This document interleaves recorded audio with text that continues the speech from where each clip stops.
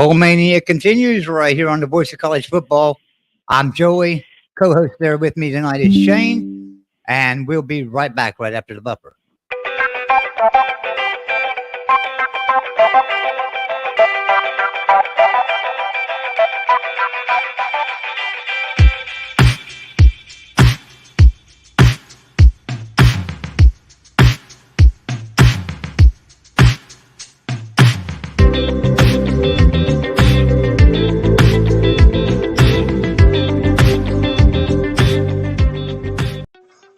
Big 12 football with the Voice of College Football is brought to you by State Farm agent Chris Nowalski. Mountaineer fans, if you don't have State Farm auto insurance, let Chris Nowalski provide you with a no-obligation quote to see how much money and better coverage he can get you. Just visit switch2chris.com or call 304-925-0384 for life, home, car insurance, and more. Get a free quote from State Farm agent Chris Nowalski. Now back to our show.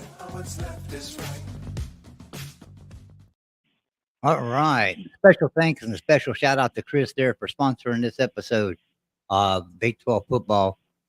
So Shane, what's going on, man? Talked to Not you a couple much. times, but we've both been kind of busy. Christmas time. Yeah, we're on episode 2 already. I can't believe it. I was on the Triple B podcast last night and talked about this new show and the format and what we're going to be doing. But it's been a busy week. I'm going to go through real quick some of the transfers for all the schools in the Big 12. Just hit the high points. Baylor has 9 coming in and 9 going out. So the Baylor Bears looking pretty good, but you never know what you have. These are all guys that are most of the times second, third string retreads. I call them retreads or transfers. They're looking for a little bit of money, unless you have a guy like that, the quarterback from Oregon State, who had a fantastic year in a program that's not going to compete for a national championship or has the NIL money to kind of pay this guy what he's worth. But so, Baylor, they got a 4-star recruit from Virginia Tech named Kyron Drones. He's a quarterback, 4-star recruit. From VTech, Josh Fleeks. He's a running back, 4-star, coming out of Nebraska. Then the rest are all 3-stars. There's another running back, Craig Williams. He's a 4-star. And then they have a 4-star, Lorando Johnson out of Arkansas. So they seem to pick. What's strange, Joey, and I'm going to ask you about this, is back in the day, it used to be, I don't know if it was a written rule or a rule, you never transferred from one within a conference, right? Right. Yeah. There used to be a written rule. And as a matter of fact, there used to be a rule even back in, let's see, when was that? Not long ago.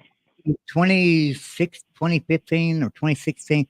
No, 2014, wasn't it? So the quarterback from Oklahoma was transferring to West Virginia, and Dana Holgerson wanted him to play, and Lincoln Riley was not going to let him in. So because he was within the conference, do you remember that? So right. It used to be. He turned down the approval. So Baylor has these guys transferring out. They have 1, 2, 3, 4-star guys. And, they seem to be swapping players with Arkansas. Like, they have 2 going out and 1 coming in from Arkansas. So they're losing a cornerback, a 4-star cornerback, to Arkansas, and then they're gaining a wide receiver. Baylor's getting a running back from Oklahoma State. The only ones that are not really notable are, you have a linebacker from Liberty. You have a tight end from North Texas. Another reason I say that is it's smaller mid-tier schools. But they have a 4-star quarterback coming in from Mississippi State, Sawyer Robertson. He looks like he could be it could be a good move for them. So what are your thoughts with these transfers? I mean, it's really hard to gauge because they're losing what they're gaining. Yeah, that's right, because they're losing 9, gaining 9.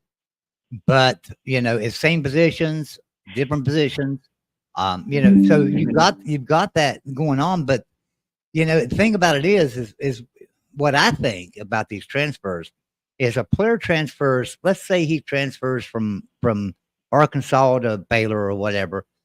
Okay, Arkansas scheme's completely different than Baylor's scheme, so he's going down there to learn a brand new scheme, and the players that are already there know the Baylor scheme. So is he going to be able to beat out anybody there? So that's where I don't understand these transfers because, okay, let's say you are a 4 or 5 star quarterback and you're been recruited somewhere and you sit there for a year and you think, well, I'm not ever going to get any playing time. I'm transferring to Baylor. And you go to Baylor and you don't know their scheme, but yet they got a quarterback that's a 3-star quarterback that's been there for 2 years and completely learned the system. You're probably going to step behind him. I don't care if he is a 3-star and you're a 5-star. You're probably going to step behind him. He knows the system, he knows the scheme, and he knows where everybody's going to be at when he's got to throw the ball. So that's my concern about that. I don't understand you move that at on all. to Baylor, BYU. They have 10 going out, 8 coming in, and there's some local guy. There's a local name on there I'm going to mention later, but who's transferring out is they're losing a linebacker to Tennessee. They're gonna lose 4 3-star guys to Baylor, Colorado State, Arizona State. Arizona State are losing 2 to.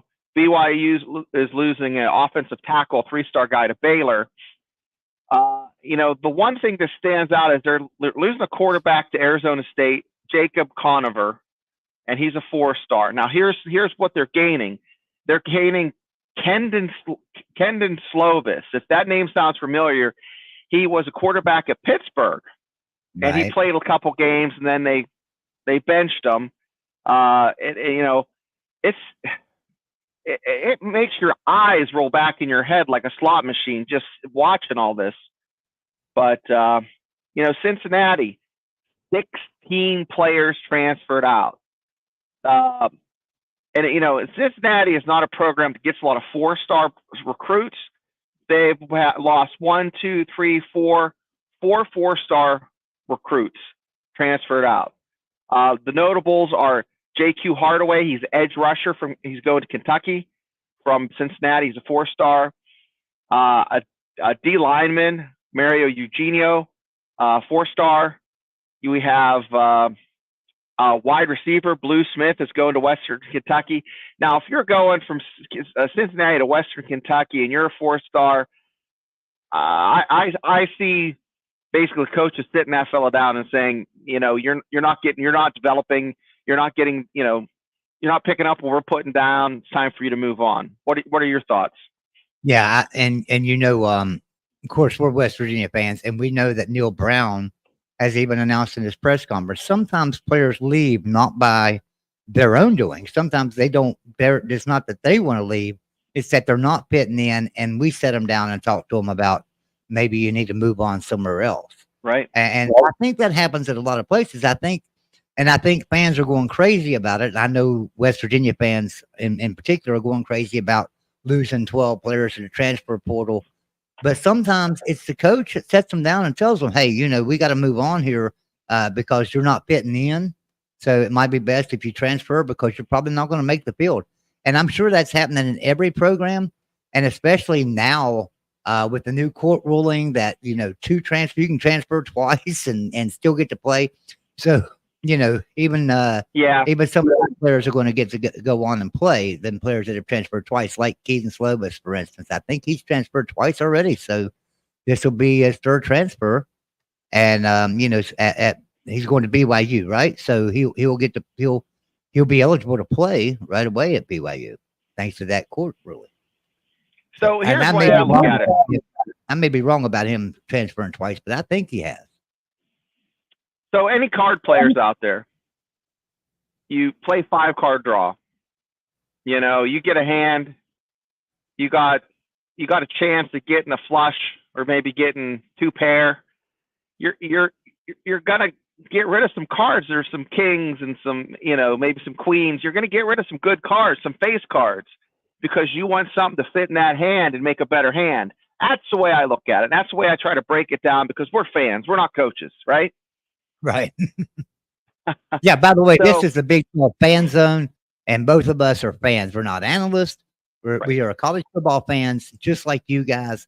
And just believe us when we say you guys are going to be invited into our show. We will drop a link every once in a while, and maybe even tonight, for you guys to join us in the show and talk, because this is a fan zone. We're not here to make to speculate, but we are here to just talk college football the way we see it as fans.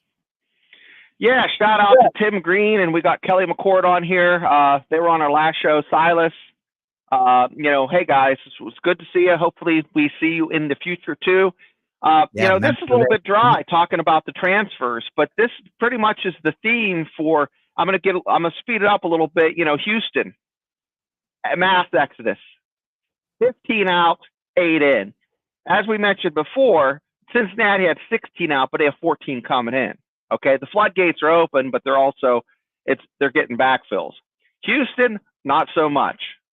Iowa State, another floodgate type of situation. They have 8 going out, all of them 3-stars, and 3 coming in, but they're getting a 4-star in the mix, a stud running back from Stanford, and Arlene Harris Jr. Man, his highlights from high school, he's really a fast switch, quick guy. We want to see in open space. So that would be a good move for them as far as strengthening their backfield. Kansas, they have 7 coming out and 11 going in, and that is because, hey, if I was a kid who was in maybe a junior college or at LSU, Bowling Green, California, any place where I just thought, hey, let's see where the hot school is right now, and that's Kansas. They're playing some good ball. Was a huge fan this year watching them play. Unfortunately, West Virginia didn't play them, but actually, fortunately for West Virginia, they didn't play them. Kansas State had 7 going out and 4 coming in, but not quite the amount that Houston had with their 15 out and their 8 coming in. The Sooners, 15 out, 12 coming in.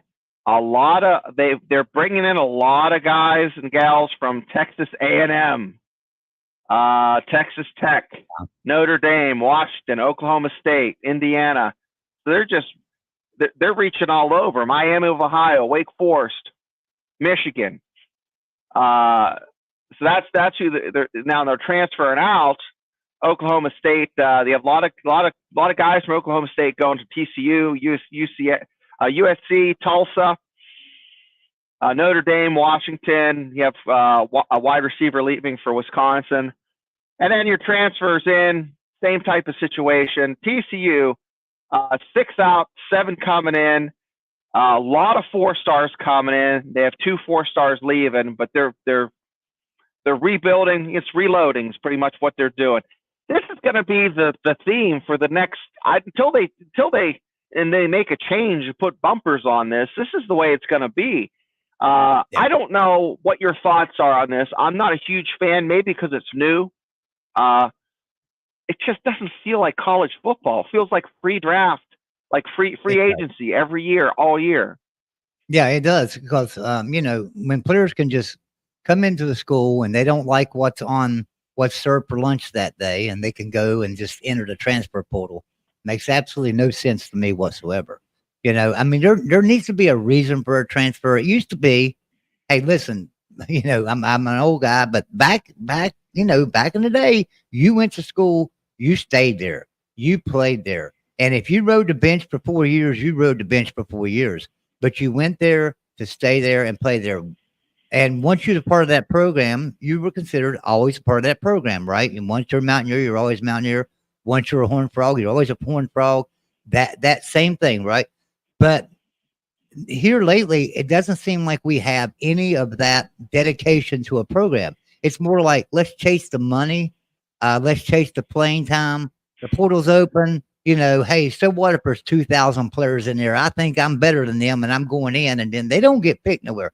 There's so many players in the portal from last year that haven't gone anywhere. And yet new players coming into the portal, and there's going to be a lot of them that are left out and not getting to play anywhere. So I think these players need to realize that, if you go to a program, I don't know, if you go to a Baylor or a Texas Tech or West Virginia or Kansas State or somewhere, and you're not getting to play, there's a reason for that. You're not developed yet. You have to develop. Yeah. And some players don't make the field until their junior year, and sometimes even their senior year. It's just how it works. And so, can everybody start as a freshman? Can everybody get in the game as a junior? A freshman, sophomore, or sophomore. But juniors can generally make the field, but there's a lot of times that you got to be a senior. Now, what gets me is like you say, chasing them dollar signs. If they do not take out the pay-per-play rule, because right now you can't tie a player to a university. So if I'm a football player and I want to go to Western University and West Virginia wants me, but so does Texas and Oklahoma and a lot of other schools, but West Virginia wants me, and West Virginia says, hey, here's an NIL deal worth $100,000 a year, and I go there for my freshman year because no one else has offered me an NIL deal, and I go to West Virginia for that freshman year. And I get in a couple of games and I look pretty good. And all of a sudden, Oklahoma and Texas are coming at me and saying, hey, we'll give you $300,000 a year. Come over here. And now you leave the program and you transfer over there, and you're there and you're playing for a year, making $300,000. Now all of a sudden, Alabama and Georgia are calling you saying, hey, we're going to give you $1 million a year. Come over here. So you transfer over there. You're not tied to a university. You're not learning a damn thing. You're not learning a damn thing. You might be good on the field, but guess what? You're not learning the values in life that you need to have moving forward, which is what college is all about. College is about moving forward and learning what life is all about, right? You go to college to make your mistakes, and mind you, they're making huge mistakes transferring around, but that's not what I mean by making mistakes. I mean, you go to college to learn and get experience in daily life and to learn from your professors. And when you're changing schools, you're not only changing teams, you're changing teachers, professors, whatever. And now all of a sudden, what you were learning at one school, you got to go to another school and learn that same thing again, or prove that you know it. There's so much that goes involved with a transfer. So I don't understand what the hell they're doing here. I really don't understand these transfers at all. Go to a school, commit to that school, stay at that school, and until they take that pay-for-play rule out to where I can sponsor Joe Blow over here and Mean Joe Green, I can sponsor them too, and I can tie them to Texas Tech. I can say, you got to play for Texas Tech for 4 years, and I'm going to give you $25,000 a year. And then once you graduate in 4 years and you played all your games and played all your bowl games, then you're going to have $1 million bonus at the end of when you graduate. You've got $1 million waiting on you in a trust fund. That ties into the university. They're signing a contract and they can go. Yeah. Right now, you can't make them sign a contract. You can't tie them to the university. You've got to get rid of that. That would fix the transfer portal. That would fix this NIL deal. You don't have to cap these universities. It would be better to cap them. I agree with that cap, but you don't have to do that. All you got to do is get rid of that pay-for-play rule, so that you can tie them to a university and put them some money in NIL each year to make 20, 50,000, 75,000, whatever you think they're worth. And then tell them, here's your bonus at the end of year 4. After you graduate, this is what you've got. And if you leave before then, if you transfer somewhere, that's all gone. Now you've got to create another NIL deal and hope they give you a similar thing or something better. So that's what they need to do. We've got some new people coming in. I want to shout some people out here real quick in the chat, because we have quite a bit, and I want to say hi to everyone. So we've got Kelly in here, Kelly McCourt. Dana's still at Houston. No, Kelly, Dana was fired from Houston. Dana is gone. We also have Timothy Green, who reminded Kelly of that. We have Christopher Pruitt. Appreciate you coming in. Sky is the limit. And here with us. Appreciate that. Christopher Pruitt. Now, Christopher Pruitt's somebody that's always with us over on the Voice of College Football. Not a West Virginia fan, not a Big 12 fan, but Christopher, appreciate you being here with us. I am so glad you're here with us right now. Yeah, Silva's a Brigham Young quarterback last year. Yeah. Wet Blanket, Wet Blanket's like everywhere I go. I think me and Wet Blanket watch pretty much the same shows because I go to 365, he'll be in there, and I go to Mark Rogers, he'll be in there. So Wet Blanket, appreciate you being here with us today. We also have let me get down here. Mountaineer Lair with Kenny, good friend of mine. Mountaineer Lair with Kenny. Moose 13-0 and 3-peat. He says, "You damn right, Joey." Yeah, I think we were talking about transfer portal when you typed that. So we also have. Hold on just a second. Let me scroll down here. Jackson Johnson. I love Jackson Johnson. Great college football channel. Jackson, I don't know if you're a mod in here or not. Post your link. He's a great college football channel and does a good job over there. Appreciate you being here. Talkers Pit's in the house. Now listen, you know what we say in Mountaineer Land, but I won't say that to you tonight, Talkers Pit. I appreciate you being here with us. I was just on the phone with him, so I appreciate you being here with us. But Frank Fear is here. Everybody, Frank Fear's got a show over on the Mountaineer channel, over on West Virginia football at the Voice of College Football. It's called Mountaineer Locker Room Then and Now. Interviews former and current players on a consistent basis. Last night he had Ulrich Arnett, who caught the winning touchdown pass in the last time that West Virginia played UNC. So we're playing UNC again this year. So he had him on the show last night, which was a great show. I encourage everybody to go back and watch that. All right, so I think I've said hi to everybody right now. We do have more than that, but they're not typing in anything. All right, so I'm going to go back up here and read what Moose says. Joey Foster, no loyalty anymore, sadly. These kids nowadays are self-entitled and think they're special. They change schools faster than they change their underwear. NIL is ruining college football. Exactly. It is. And the transfer portal is running college football. Bottom line, the transfer portal the NIL came about. Then the transfer portal came about, and it's just game on. It's a Wild West show out there. I'm sorry, Shane. The transfer portal is like a pretty big earthquake before like a volcano explodes. And that volcano exploding, I know this is a Big 12 channel. I'm going to talk a little bit about Florida State because it's like throwing a log in a pond. That ripple and wave's going to go for miles. Okay, so these are my thoughts.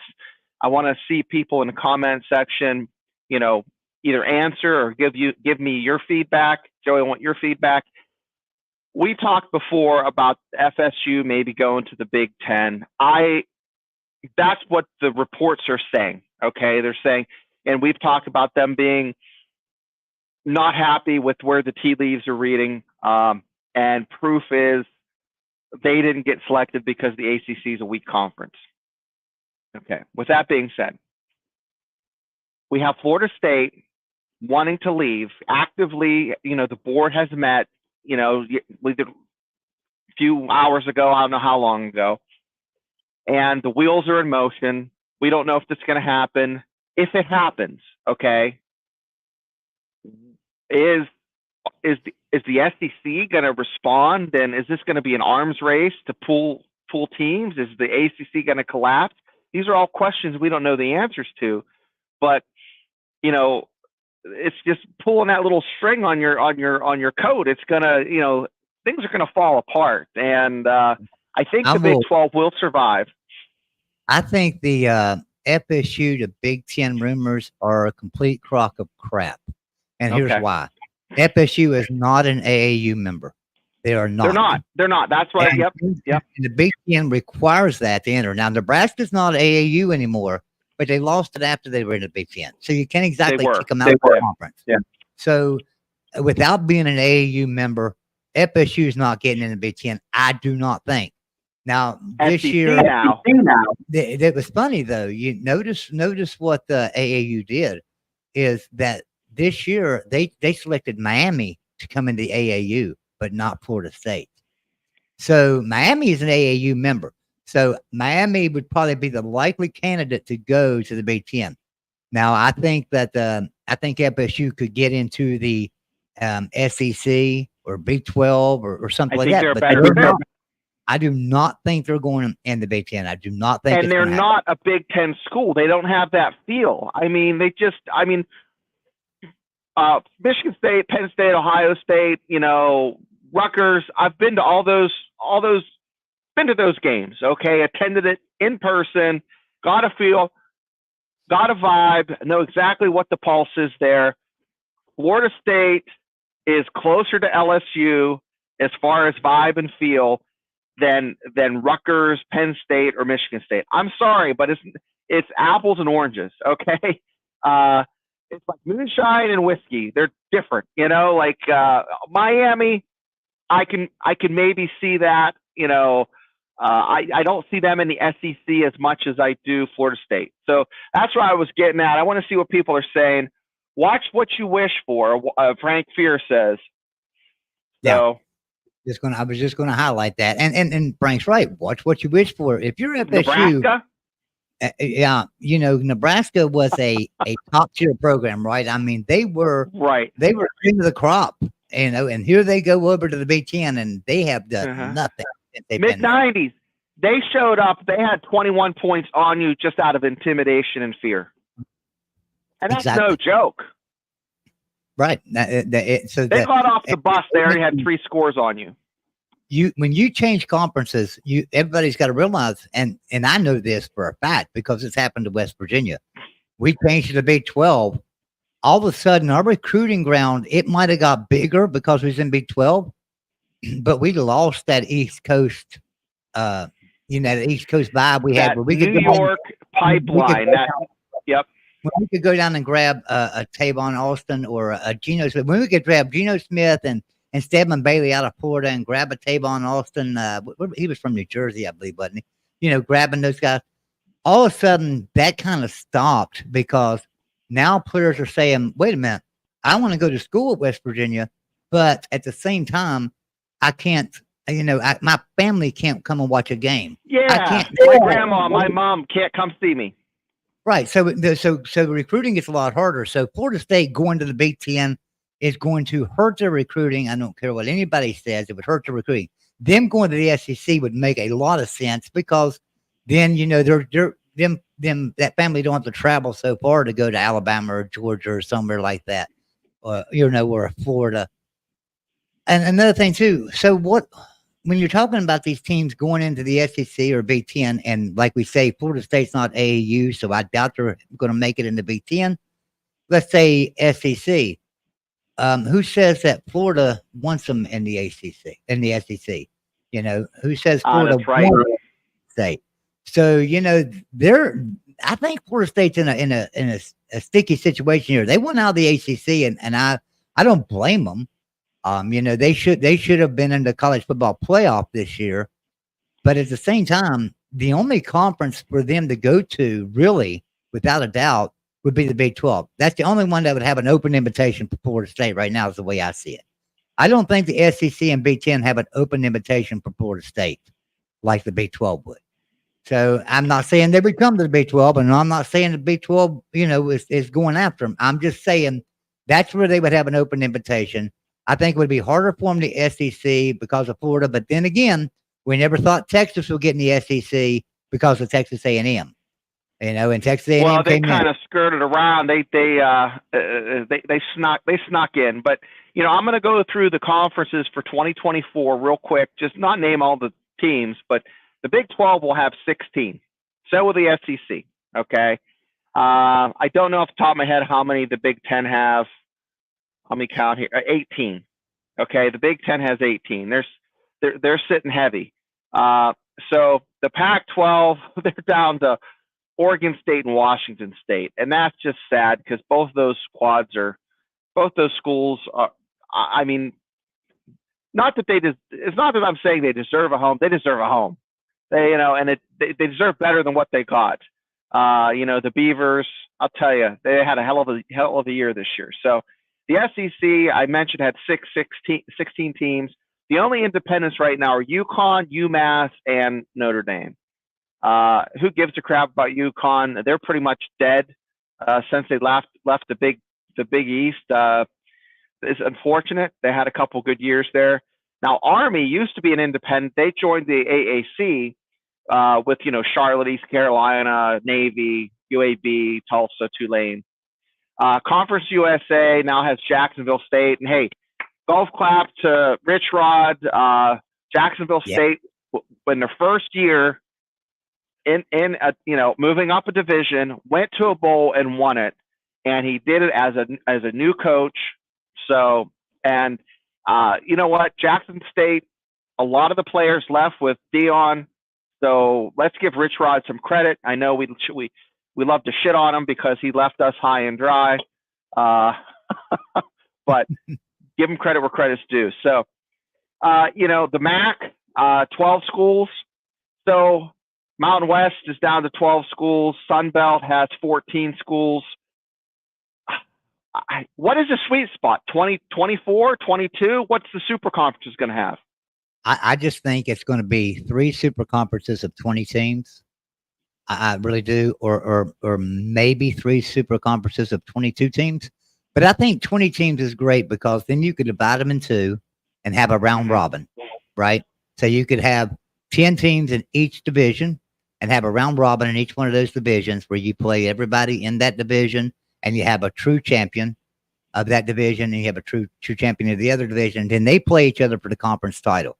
I think that would be the sweet spot for me anyway, is to have 20 team conferences, 2 divisions, and each one of them play round robins. That would make sense to me because then you're going to get, the best of the best coming out of each conference that's going to win it. And then you can have a good playoff and have good teams. I'm looking up through the chat here. Somebody said something a while ago. Oh, so here we go. So the team that I want to see come into the Big 12, should the ACC start falling apart? Let's say FSU does. Listen, I'm not going to speculate. This channel, we don't speculate, guys. But let's say FSU gets out of the ACC and they leave. What would the other teams do? Obviously, they're going to try to make some kind of a move, probably, and get out of there. The team that I would love to see come in the Big 12, and I'm sure you would agree with me, Shane, is this one right here, Pitt. I'd love to have Pitt in the Big 12. I think it would be great television for the Big 12, with that rivalry game between West Virginia and Pitt every year. I think those 2 would be great. And then if you did have divisions, you would have to put West Virginia, Cincinnati, UCF, Pitt in that division. And if you could bring in a Virginia Tech or Virginia is probably going to be. They go in. I'll tell you, I'm going to put 2 teams ahead of Pitt, and I live right outside of Pittsburgh. It'd be great for me just to swing down and see a game there. Heinz Field, there's always tickets because that's a big stadium, and Pitt never fills it. Okay, I have a sweet spot for Louisville and Virginia Tech just based off of.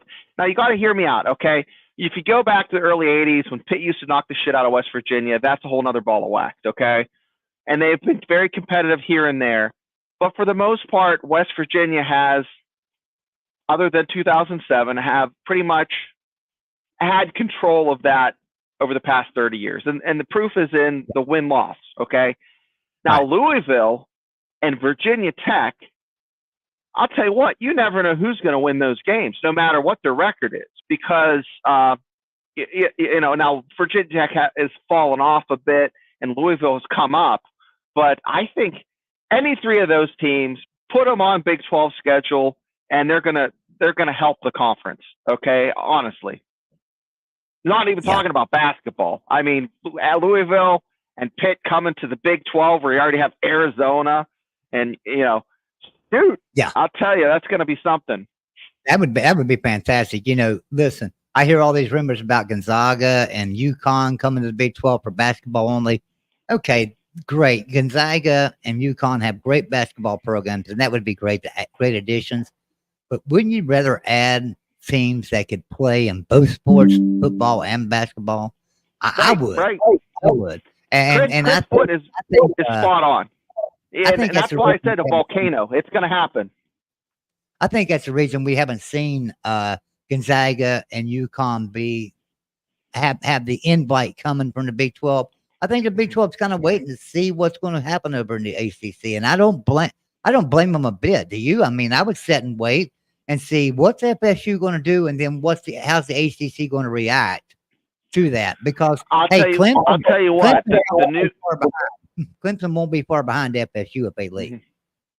Yeah, Clemson will more than likely go to the SEC. Now, I saw the comment where FSU might have been snubbed for the SEC. That is a possibility. They're stupid if that's the case. I mean, merchandising, Florida State is, in my eyes, is a blue chip program. Okay, they're every bit now. Not recently, but you go back to the late '80s, early '90s, early 2000s. You know, they're top 5 every year. Okay, they're one game away from a national championship. 8 out of 10 years. So, yeah, Gonzaga and UConn. Yeah, it's not gonna. Yeah, I don't see that happening, guys. But I know that. I know if you're in the Big 12 and you're Texas Tech or Houston or Baylor or and in next year's case, Arizona State, Utah, and Colorado, if you're those teams, you don't want to see us getting any more teams from the East. You'd like to have a Gonzaga come in or something, but you don't want to see any more teams from the East. But I know on the eastern side of the Big 12, with West Virginia, Cincinnati, and UCF, we would love to have some more Eastern teams come in. So, I just like to see. Yeah. We don't know. None of us know what's going to happen. Will Florida State be able to even get out of the grant of rights? $120 million is a lot of money.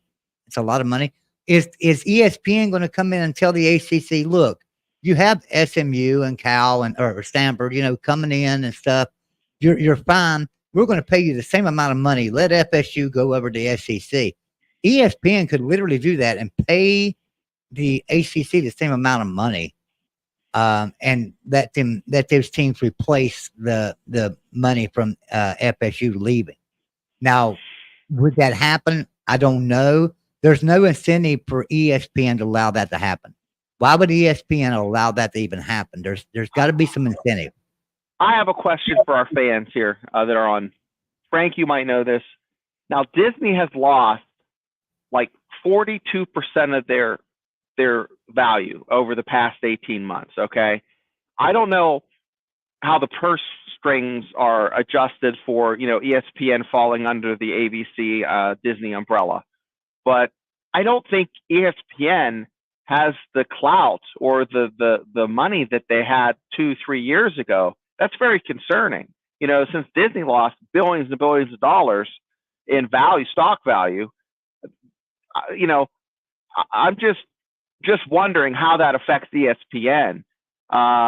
So their bread and butter right now is college football. It's not, it's theme parks, college football. It's not movies. So that means how important sports are. And with betting now in sports, you see a lot with the NFL. Now they have games on Christmas. They never had games on Christmas. Now they're going to have games on Christmas because if you're doing a parlay or betting, you don't care about certain teams. But if you have, $25 on a parlay, you're going to watch, the game on Christmas maybe. Sports betting is one of the little pebbles in the shoe of college football that's causing, aggravation and just adding to the chaos, and everything's going to explode. You can complain all you want. It's not going to change. It's going to get worse before it gets better. So, yeah. So everybody in the chat, appreciate you being here. We are streaming across 3 networks. We are on the main channel of the Voice of College Football. We're on the Big 12 channel at the Voice of College Football, and we're on West Virginia football at the Voice of College Football. And special shout out and thank you to Mark Rogers for allowing us to do this on his network and stuff, because we have a great time. We enjoy it. We're just a couple of fans, all right? We're just a couple of fans. And I think everybody knows that I work with Mark and do a lot of things for Mark. But having a fan show to where I could just sit back and be a fan and relax and not worry about anything, I think that's great. But maybe we ought to move on and talk a little bit about some bowl games and stuff. Yeah, let's do that. Yeah, let's do that. Let's talk about this game right here first. Yeah, December 27th, Texas A&M, Oklahoma State. So You just talked about Texas A&M losing a lot of players, lost their coach, and Oklahoma State. Mike Gundy, he gets better as the season. He got better as the season went on. Right, he started out. They had a rough time at the beginning of the year. Turned it around. We were talking about coach of the year, and Lance at Kansas. He's a good coach, but you mentioned Mike Gundy, and I'll tell you what, there's not a better coach probably in the Big 12 right now, So, Texas A&M interim coach right now. We'll see what happens. Rooting for a Big 12 team, Oklahoma State, to come out and channel their inner Barry Sanders and have a good day of rushing and make it entertaining for all. That's what I want to see as a fan. So yeah, Mike Gundy is just an amazing coach. I have to take Oklahoma State in this game, even if I wasn't a Big 12 fan, even if I wasn't pulling for Big 12 in games. Right. I just think Texas A&M is a disaster zone right now. A lot of players leaving, new interim coach. I just do not see them beating a veteran coach like Mike Gundy and that Oklahoma State team. I think that they're gonna win this game. I don't think it's gonna be a blowout by any means. I think it'll be a good game. And the reason why, we got to remember, Texas A&M had the number one recruiting class last year and the year before. They've got some dudes on that team. So I think me or you could coach that team to a victory against some team, but probably not Oklahoma State. So Texas A&M they will burn down the outhouse because they ran out of toilet paper. That's the logic they have there, right? And it could be a gold-plated toilet in that shitter, but that's what's going to happen. Yeah. All right, how about this one right here? Lance Leipold, Kansas. He's got Kansas on the move, buddy. Not only in the Big 12, but in the nation. Kansas and UNLV. And I know, Kansas, gosh, I tell you, they're just really good. I mean, they are really good. But they keep having all these injuries at inopportune times, and it's killing the program.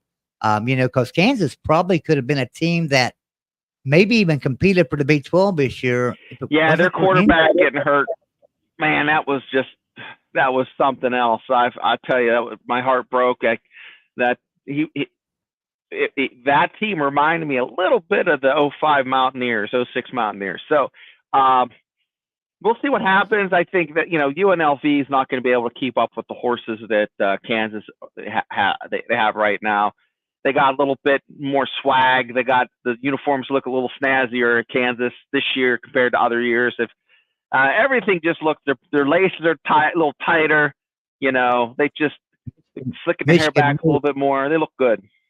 So Moose here is a Michigan fan. So Michigan Moose says, I'm taking Kansas, but it's closer than people think. UNLV is scrappy, and they are scrappy. They're a really good team. So I agree. Conundrum says they're a sleeping giant. I agree with that. They are, but so is Kansas. I'm telling you, Kansas is a sleeping giant right now. They're putting so much money. They're putting so much money into that program. What was it? $225 million just in their football facilities, right? Yeah, and the NIL money. You can't tell me that the basketball fans aren't taking a little bit of money from the top and the bottom and passing it to the football program, because the proof is in the pudding, guys. Yeah. So I have to take Kansas in that game. Nothing against UNLV. I think they're a great program, but I have to take Kansas. Rock Chalk Jayhawk. Pop-Tarts Bowl. This is interesting. Okay. This is going to be a good game. Now, before we start with this game, are you a strawberry Pop-Tart guy, a cherry Pop-Tart guy, or one of those crazy chocolate Pop-Tart guys? What's your pick? Yeah. So if I eat a Pop-Tart, it's generally the fudge, the hot fudge, or not hot fudge, but they're hot. You're one of the wild ones. Okay. Yeah, I'm a straight strawberry, old school. No sprinkles. Just give me the old school Pop-Tart if I'm going to Pop-Tart it. And I said, guys, this is the fan show. We go off the rails sometimes. So only here will you get to take on what our favorite Pop-Tart is. So back to the Pop-Tart Bowl. NC State, old Mountaineer down there leading their defense, And so And boy, we could probably use him at times back in Morgantown. Not that Jordan Leslie's not that good of a defense coordinator, but you know, I still you give me a Mountaineer any day. But listen, he's done a great job at NC State, and I just think that Kansas is going to have a hard time with NC State. NC State's a better program than a lot of people are thinking right now. Didn't NC State just destroyed North Carolina, didn't they? They just did beat a drum. I think they won by 10. I'll have to look it up, but yeah. And so, you know, I have to take NC State. I'm sorry, Kansas State. You know, I apologize for that and stuff. And I know I'm a Big 12 guy. I'm hoping for a victory by Kansas State. Oh, I'll tell you what. I'm picking Willie the Wildcat. You know, I went to a game in Manhattan, Kansas, and you're sitting there and on the Jumbotron, all of a sudden you see this train rolling down the tracks, and then they start playing Ozzy Osbourne Crazy Train, and the place goes nuts. So, blast them Ozzy Osbourne Crazy Train, bring out Willie the Wildcat. I'm picking those guys. You think they're going to use a Wildcat too? Yeah. All right, next game we'll talk about here, the AutoZone Liberty Bowl on my birthday, December 29th. Memphis and Iowa State. I think Iowa State may have too much for Memphis. I didn't get to watch too much Iowa State this year. We didn't play them as Mountaineers didn't play Iowa State this year. Iowa State under Matt Campbell. Let's talk about that for a second, because after 2021, Matt Campbell could have went anywhere, NFL, college, anywhere he wanted and coached, and turned everybody down to stay at Iowa State. Last year, not real good. This year, okay team, but not up to the standards that he was. They played Texas close. It was 26-16. You know, that's week 12. You know, they beat Kansas State. That was a surprise. You know, there were rumblings that, you know, they were they were not happy with his performance, and maybe a warm seat, not a hot seat. But you know, those are the last three games. It was 42-35 against Kansas State. They beat BYU. They blew them out. So the last three games, they're playing some pretty good ball, and Texas is no slouch. And then against Texas, it was close until the third quarter, if I remember correctly. Yeah. Yeah, it was. The third quarter, Texas pulled away. In the third and fourth quarter, Texas scored 20 points. So it was a close game. It was a one-score game up until the fourth quarter, guys. So don't sleep on Iowa State. How about this game right here, the Alamo Bowl, Arizona and Oklahoma? That's going to be a good game. And quite honestly, come on, Arizona, let's go. You're coming to the Big 12 next year. Oklahoma's leaving. Go ahead and beat the hell out of them and send them out. I want that to happen, but wish in one hand and clap with the other. You know what I mean? So I think Oklahoma's gonna win. If Arizona wins, that'll be fantastic for the Big 12. Yeah, I do. I really do. Don't let the door hit you where the good Lord split you, Sooners. Yeah. So I'm going to say, I'm not going to say, but I'm going to go ahead and talk about it. This game right here, the Duke's Mayonnaise Bowl between West Virginia and UNC. We talked about that one last week as well. But, you know, I was looking at that today. I was looking at ticket prices for different games, because that'll tell you sometimes about, okay, which games are in higher demand, which ones are bringing the crowds, which ones have the travel. Of every bowl game in the Big 12, only one, the ticket was more expensive than this West Virginia North Carolina game, and that was obviously the playoff game with Texas. Okay. The lowest price ticket for the that I could find for the West Virginia UNC game was $73, and the closest to that in the Big 12, the closest ticket to that was $43, and I don't remember which game it was. But one of them bowl games was $43. So that tells you that this is going to be a game that there's going to be a lot of fan support there between North Carolina and West Virginia. Obviously, a home game for North Carolina, pretty much so. You know, in their backyard. Hey, listen, I can get to Charlotte, North Carolina in 3 hours. That's nothing. That's not a drive for a bowl So game. you're closer to the bowl game than you would be going to Heinz Field or Acrisure Stadium in Pittsburgh or even Morgantown. Well, Morgantown's about 3 hours too for me, so it's the same difference. Yeah, split the difference. It's the same difference. And now I'm not going to the bowl game. I wish I was, but I'm not. I'm not going to go this year.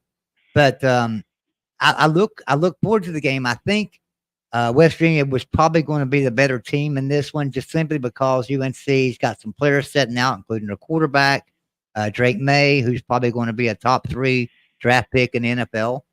So, you know, if Drake May was playing, I'd still have to take West Virginia in the game, but it'd be a lot closer, you know. But here's the good thing about it, and I wonder how many people, I want somebody to let me know in the chat, how many people took this game when it first came out, because I got West Virginia minus 3 points.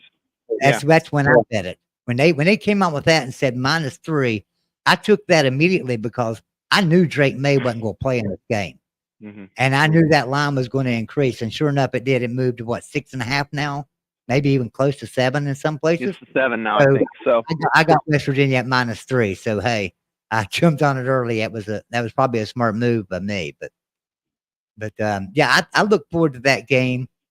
The West Virginia and the Duke's mayonnaise bowl. I look forward to Neil Brown getting all that mayonnaise dumped over his head. Now, yeah, let's talk about this game too. The January 1st, the All-State Sugar Bowl. And the reason we're going to go ahead and talk about this is because next week we will not have a game. My birthday is December 29th. Mm-hmm. And so we're not gonna have a show for you guys next week. I'm looking forward to this game. I really am. I'll tell you what, Washington, I've been singing their praises on my other channel all year. I've been, I picked them to beat Oregon. I'll tell you what, I love watching Washington play. They're so fun. Man, it's just a breath of fresh air in a dying Pac-12. But yeah, hopefully they roll up Texas.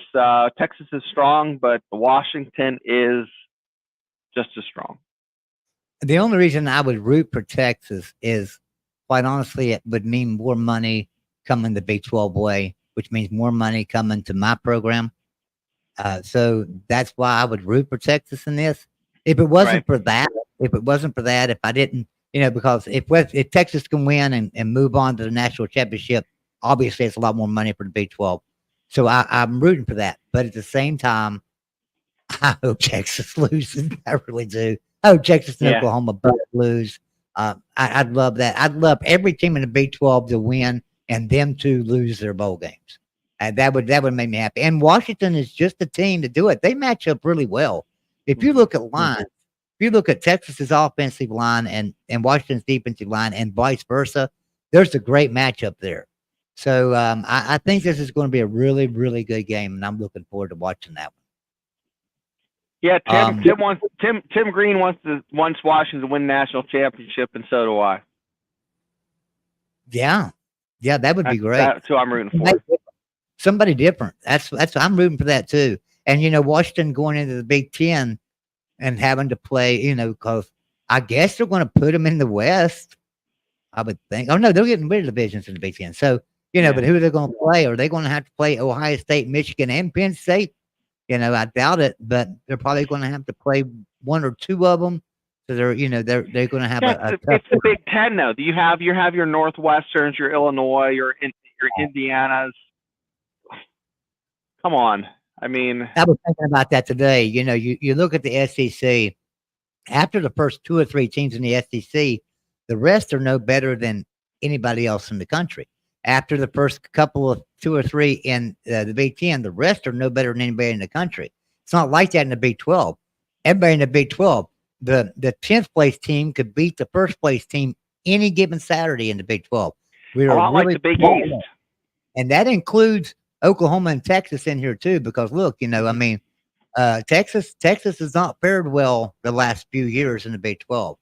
And the SEC, the only team that I think is not good year in and year out is your Vanderbilt. Arkansas can still beat anybody on any day. It's just the way it is. Arkansas reminds me of a Big 12 team. I mean, honestly. And so does Missouri. Of course, Missouri obviously was in the Big 12. Was the Big 12 team. So on Missouri, they just remind me of Big 12 teams that, they probably would do better in the Big 12, and it would be a stronger conference. But at the same time, everybody talking about the SEC and Big 10 being much better conferences than the Big 12. I don't agree with that at all, because I'm gonna tell you right now, you take the top 5 teams in the Big 12. Yeah. Maybe the top 5 teams, all of them would lose to Georgia or Alabama or Ohio State or Michigan, but they'd be a lot closer games than Michigan and Northwestern and Ohio State and Northwestern or Vanderbilt and and Georgia. That would just be a lot closer games. So yeah, I think the Big 12 is a really strong conference. Yeah, the Big 10 over the past 10 years, it's been either Ohio State and then everybody else, or the drop-off's been pretty significant. And I just don't see any desire. I don't have the desire to sit there and watch a 10-3 football game. It's not entertaining for me. It's not, and they can't tell me the defense is that good. Okay, that's not the fact.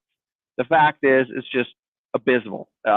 You watch an SEC program, it's a better product, I think. But I'm biased, so yeah. I'm going to go ahead one more time. I want to run our advertisement, and special shout out to our sponsor, Chris at State Farm. Everybody be sure and check him out. I'm going to run that one more time. Give us 30 seconds for a little break here, and we'll be right back. Big 12 football with the voice of college football is brought to you by State Farm agent Chris Nowalski. Mountaineer fans, if you don't have State Farm auto insurance, let Chris Nowalski provide you with a no-obligation quote to see how much money and better coverage he can get you. Just visit switch2chris.com or call 304-925-0384 for life, home, car insurance, and more. Get a free quote from State Farm agent Chris Nowalski. Now back to our show. All right. Thank you very much, Chris, for sponsoring this show for us. So going back to the chats here, let's see. He said, Tommy says, I think he meant Jake from State Farm. Yeah. But it's got a limit. And you're right. I'm with you, Joey. Big 12 way tougher than giving credibility for. And we're a lot better conference than people give us credit for. So I'm going to drop a link real quick. You want to stick around a minute and let's talk to some people if they want to come in? Let's do it. All right. I'm going to drop a link here real quick. If anybody would like to come in and join us, you will have to have your camera on in the back room. You can turn it off once I bring you into the stream. But I'm going to make sure that you are a real person. So and no come on cussing unless it's at your kids. What's that? And no cussing or swearing unless you're yelling at your kids. Yeah. Yeah. But yeah, you guys come on in. So I posted a link there. If anybody would like to come in and join us, I know Christopher Book sometimes comes into shows. I'd like to see you. Tim Prangley, come on in here, man. Talk to us a little bit.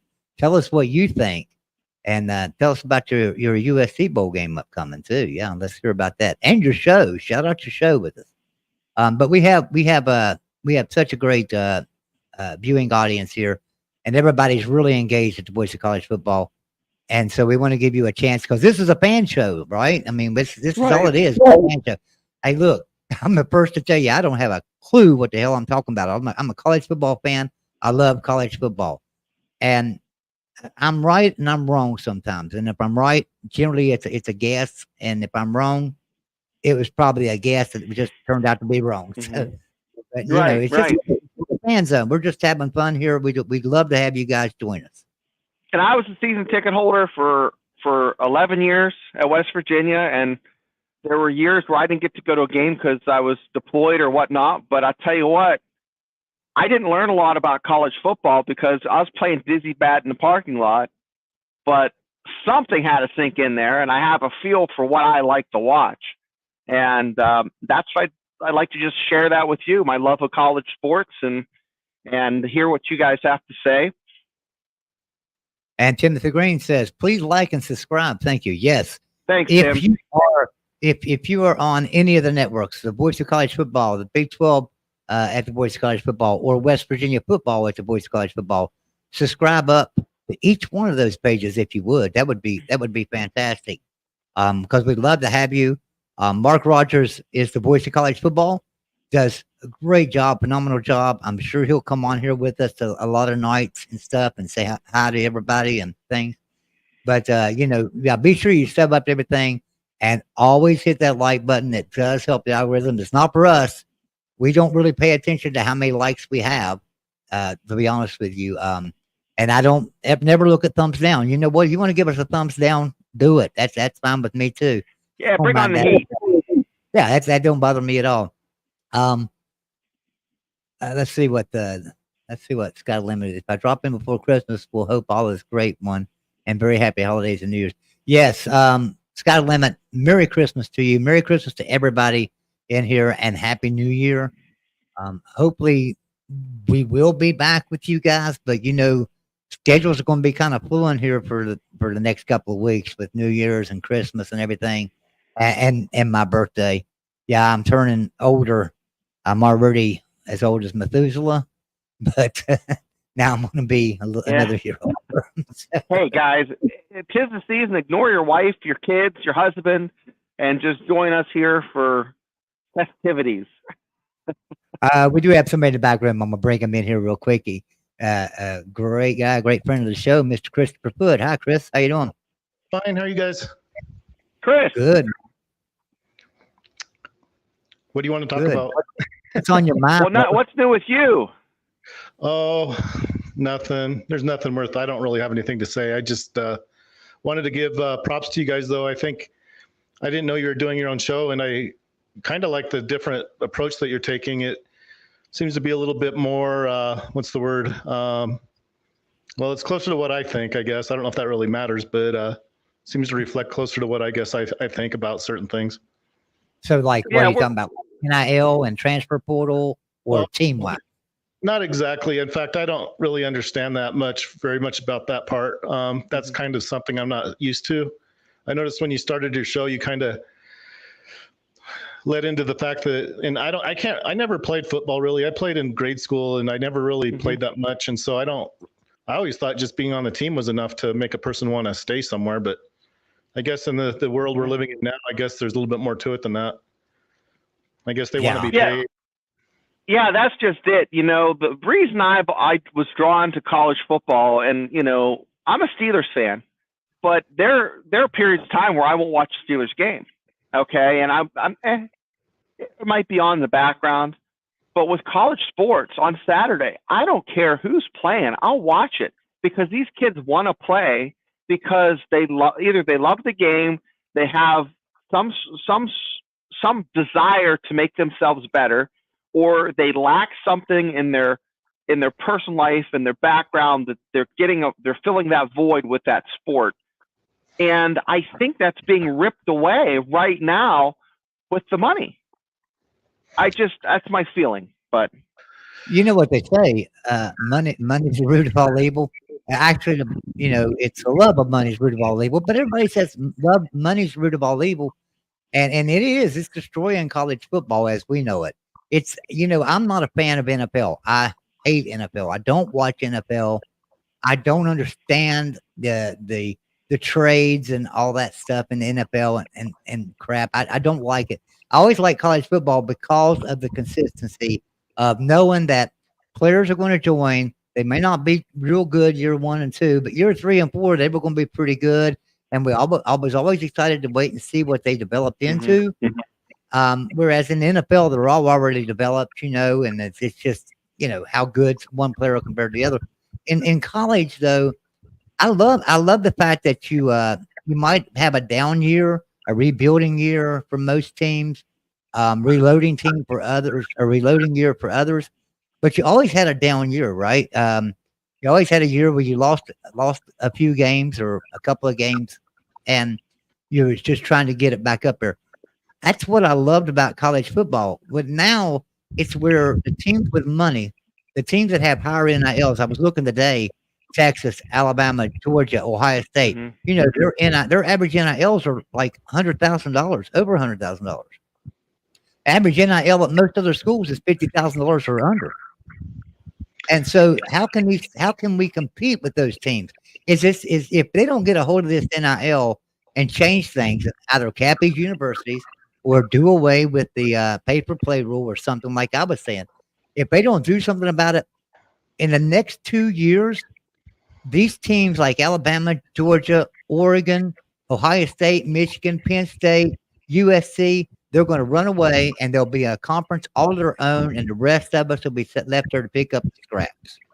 They have to get a hold of this. Do you agree with that, Christopher? Well, I can't really say much about it. Like I said, that's not something I've really put much time into to figure out, I guess.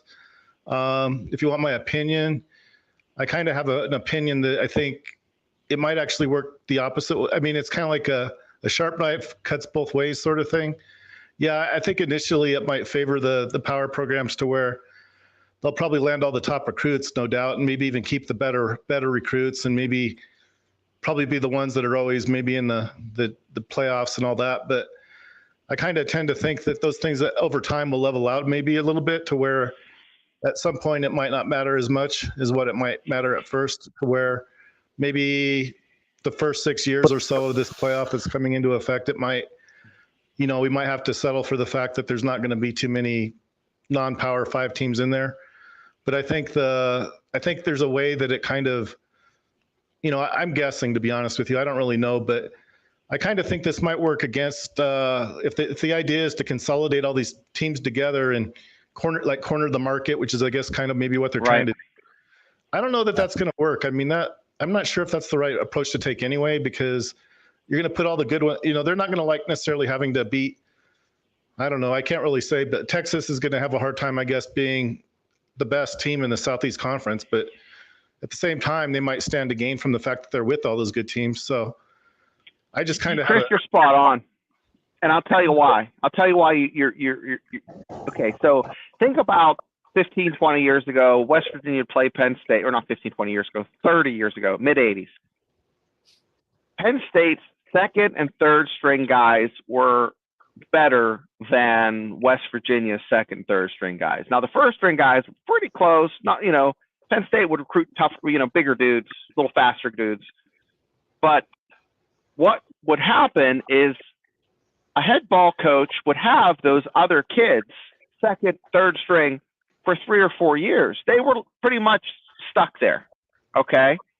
Now you might have a guy who's on the outs with the coach or is disgruntled.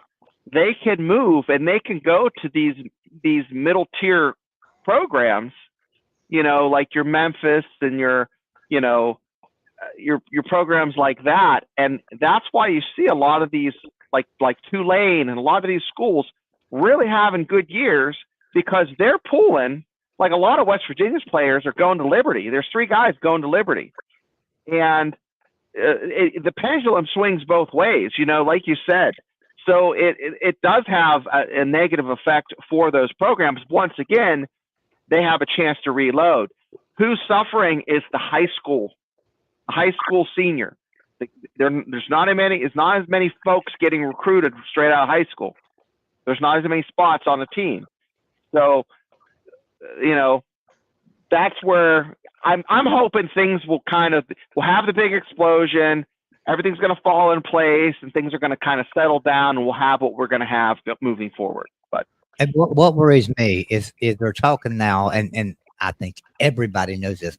They're talking NIL in high school football. All right. So when NIL finally becomes a complete part of high school football, which is probably going to happen here in the next couple of years, then what's going to happen? Is it going to be middle school, junior high, you know? And then when is my 10-year-old grandson going to start making $100,000 a year to play football? You know, that's what I worry about. I don't care about these players being paid. I think they should be paid, but I think it should be name, image, and likeness. In other words, if a jersey sells with their name on the back of it, or football that they've signed or something like that with their name on it, they get a kickback from it. I do not agree with, hey, we'll pay you $1 million, come and do an ad for us, and let's come and play. I don't agree with that because there's no boundaries, there's no bumpers. So a player can sign with Ohio State and get a big NIL deal and take that money and run and transfer to Tulane and have that money. And there's nothing to hold them within that program. There's nothing contractual, really. Like there's probably some contract, but it's not really that binding because they leave within a year. If they don't get a hold of NIL in college, how in the hell are they going to get a hold of NIL in high schools and stuff like that too? When they start doing that, when they say, "Oh, look how good that player is," he's going to be going to Alabama.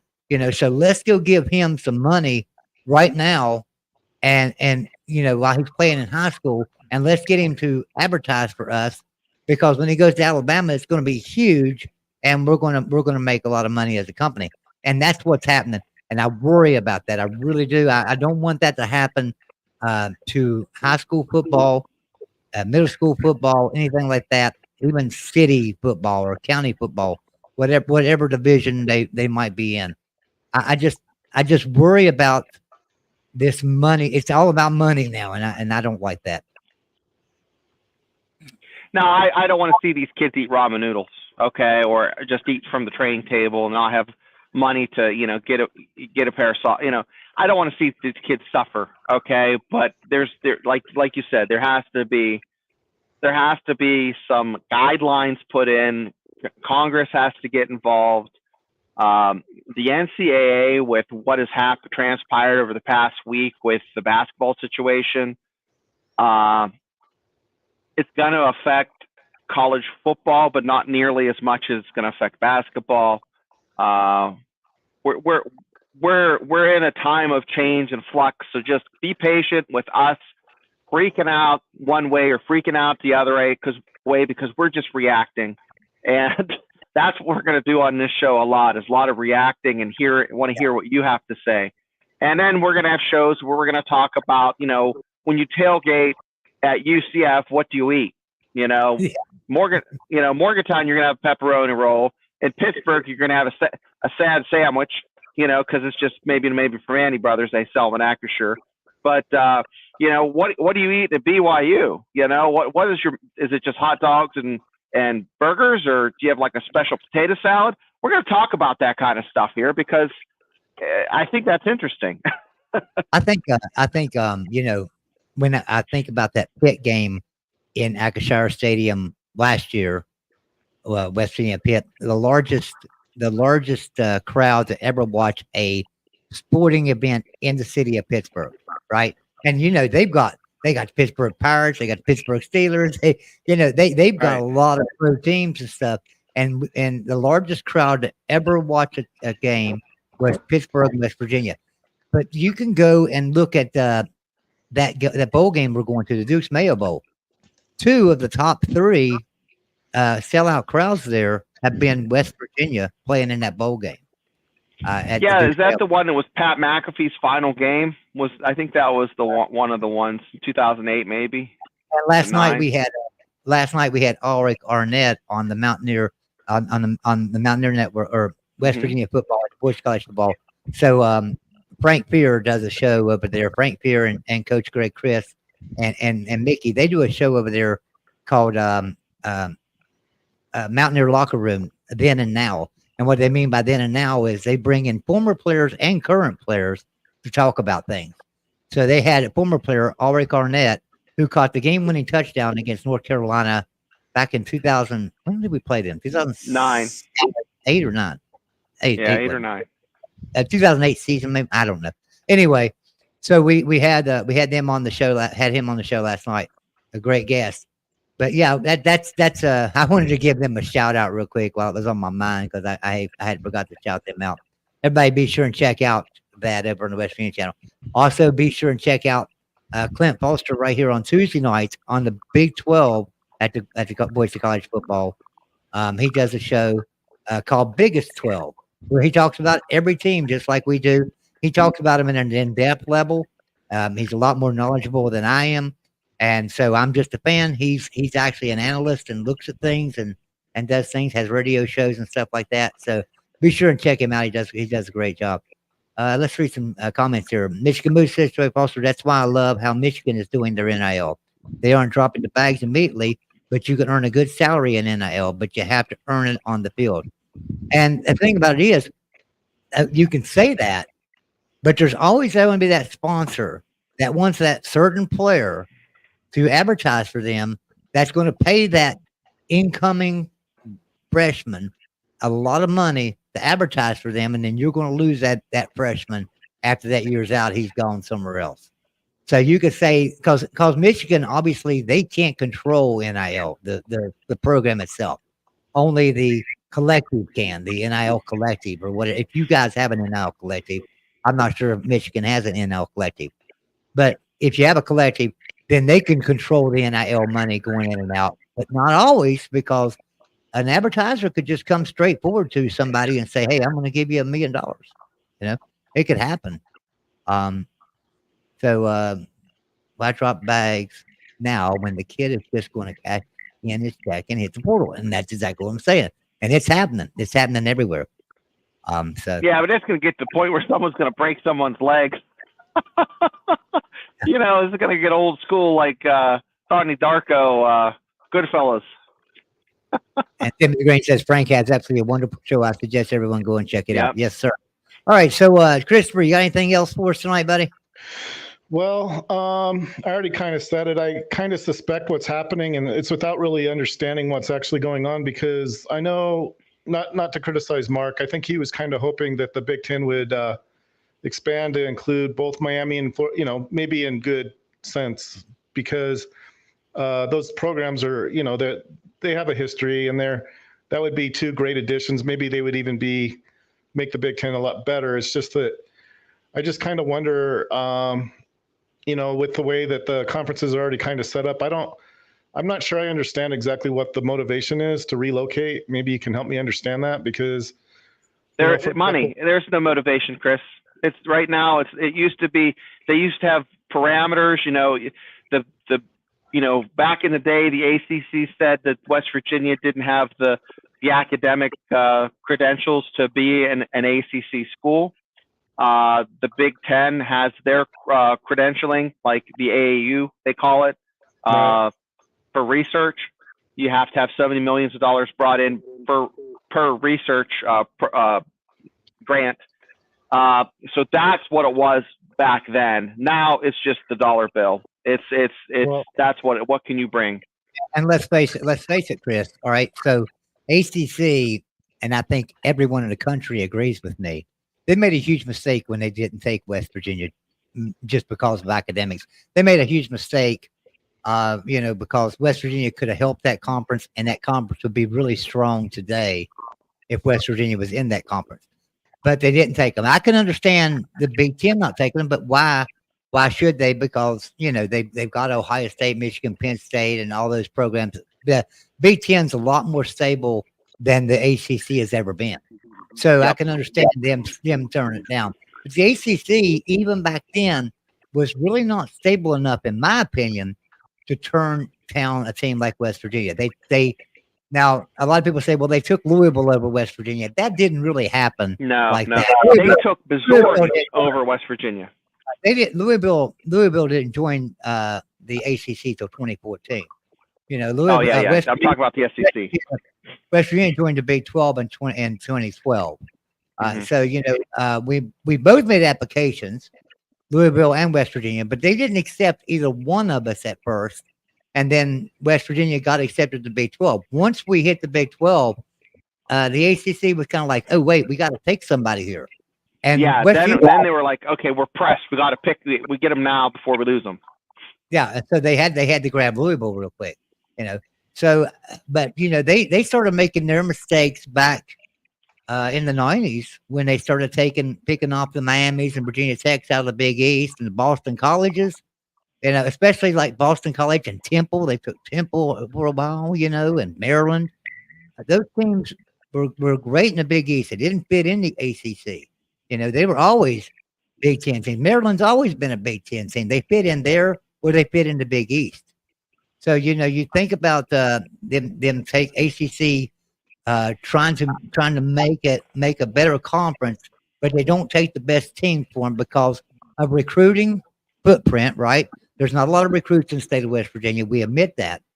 So, but because of recruiting footprint and because of academics and academics, I'll take West Virginia's academics over any schools.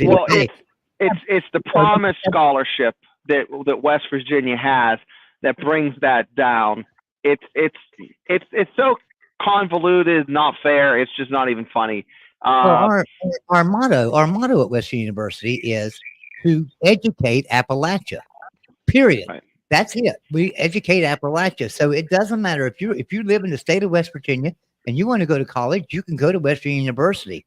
And so that hurts the academics because let's face it, not everybody's cut out for college, and they go in there and they make it 6 months and they're out, and that hurts the academic level at West Virginia University. A lot of schools like Pittsburgh, for instance, they have smaller schools that they can send these students to. They got smaller schools they can send these students to and build them up a little bit and get them to where they can make it at Pitt and the education level at Pitt. And so then they bring them in, and it doesn't hurt their academic standards. And Pitt's a private school, so it's apples and oranges. But West Virginia is a lot like Missouri, and Missouri was picked to go in the SEC instead of West Virginia. So West Virginia, I think, is more of an SEC school, going back to their roots of the Southern Conference in the late '50s. So, but Chris, what team do you follow, Chris? Well, I live in Colorado, maybe the Air Force Academy, but I don't really have any allegiance to any one particular team. I attended University of Colorado for 2 years. So Chris, since you follow Air Force and Army just came in the AAC, do you think they're ever going to be able to compete in this day and age in college football with no NIL? Or do you think the Pentagon needs to change that and allow them to accept NIL? Never happened. I already told you, I don't really keep up with the NIL to where I can really tell you anything about it. I think Army has a good football team, if that's what you're asking me. I think they can this year they do. Mm-hmm. So I guess I don't know how NIL really impacts that sort of thing. I could try to guess about it, but I couldn't tell you anything you don't already know. But hey, tied into Colorado, I'll tell you what, I can't get enough of that Prime second season on Amazon Prime. I watched that. I just watched the episode after work today. Right. Watching Deion's 2 losses in a row and kind of like the wheels falling off. And it's not because I want to shit on Deion. I think he's doing a fantastic thing, and I think he brought, from what they said, I remember talking on my other show, I don't know what the monetary value was that he brought to the table. And then they put a number to it, which was like 95 million of marketing and to Colorado. But it's fantastic what he's done. He was serving them. He had them change the chef. And if you watch the last episode, he had a tomahawk ribeye on a plate. It looked like you're on a cruise ship, Joey. It's crazy. And you're thinking about bringing kids in, and you go and you see that. You're like, yeah, I'm coming here. We got tater tots. We got tater tots and McRibs at my old school, and now we got tomahawk steaks. Yeah, I agree. Christopher, thank you for calling in, buddy. All right, thanks. Thank you, Christopher. Chris. You have a great night, buddy. Love having you on, bud. No, I appreciate it. You guys have a good perspective on it. I really like it. Well, we're here all week, and we hope to see you again soon. Like and subscribe and share it. I will. So tomorrow night, everyone, and Christopher, we will have Mountaineer Fan Zone over on the West Virginia channel, and we will run it on the Big 12 channel as well. Shane and I will be right back with you, but it's mostly just Mountaineer talk. We're not going to talk about a lot of other teams. But hey, I'm looking forward to the Bowl Mania again this weekend. My goodness, I was going through games today for Saturday, and I was like, wow, this is like week 1 of college football. There's some good games. Yeah. So college football season season's wrapping up with a bang with a lot of great bowl games. Unfortunately, if you're like me, if you're old like me, bowl games don't have the nostalgia they used to have. I can remember back in the 70s, 80s, and even the 90s when you had 9 or 10 bowl games. So you had your top 20 teams get in, and, and lucky that honestly lucky that I was a West Virginia fan because we got into a bowl just about every year, and and stuff, especially under Coach Don Nealon, who was a Hall of Fame coach. So I was lucky with that. But all right, well, I'm gonna wrap this show up. Shane, you got anything else for us, man? No, it's been fun. Hopefully, you guys stay along for the ride. We had some great comments in the section, in the comment section. Like, subscribe, share, spread the word, and we'll be here tomorrow night talking about the Mountaineers. We try not to talk too much about them tonight. Tomorrow night we'll be either complaining or maybe singing the praise of Neil Brown and what he's done in the transfer portal. You'll stay tuned. You'll find out. And recruiting. And so we will listen. I didn't go over a lot of recruiting tonight in the B12, and I know signing day was yesterday. But let's face it, guys. There's more signees to come. We got spring ball to come. There's going to be a lot more transfers out, a lot more players coming in by the time this is over with. Not a lot to talk about right now. But hey, but I want to say this. Congratulations to Texas Tech for such a great class. I mean, they've got an amazing class. So Joey McGuire is doing a great job down there recruiting. Hope he can get everything going the other way. All right. So thanks everybody for tuning in tonight. Everyone have a good night, and we will see you next time.